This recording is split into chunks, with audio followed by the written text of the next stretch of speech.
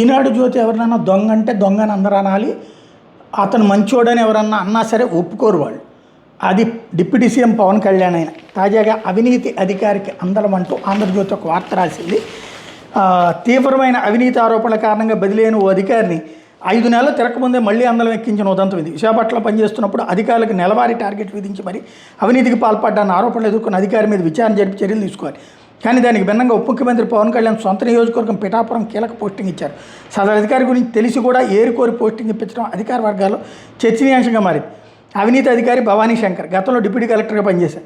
తాజాగా ఆయనకి Pithapuram area development authority పీడీగా నియమించారు. ఈ మేరకు ప్రభుత్వ ప్రధాన కార్యదర్శి సాయి ప్రసాద్ సోమవారం ఉత్తర్వులు జారీ చేశారు. ఉప ముఖ్యమంత్రి కార్యాలయం విన్నపం మేరకు భవానీ శంకర్ ఆ పోస్టులో నియమించారు. ఇంతకుముందు భవానీ శంకర్ విశాఖ జిల్లా డీఆర్ఓగా పనిచేశారు. ఆ సమయంలో ఆయన పనితీరు మీద తీవ్ర ఆరోపణలు వచ్చాయి. విశాఖ జిల్లా పరిధిలో 4 మండలాల తహసీల్దార్లకు ఆయన నెలవారీ టార్గెట్ పెట్టారని ఆరోపణలు వచ్చాయి.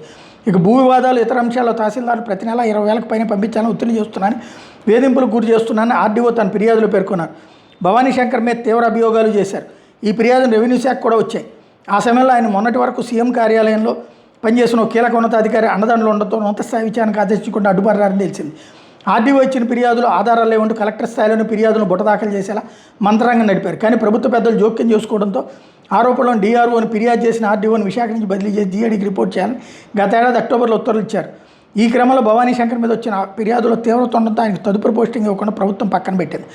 పవన్ పాత్ర పనిచేస్తున్న అధికారి చొరవతో భవానీ శంకర్ పిఠాపురంలో నియమించాలని భావించారు.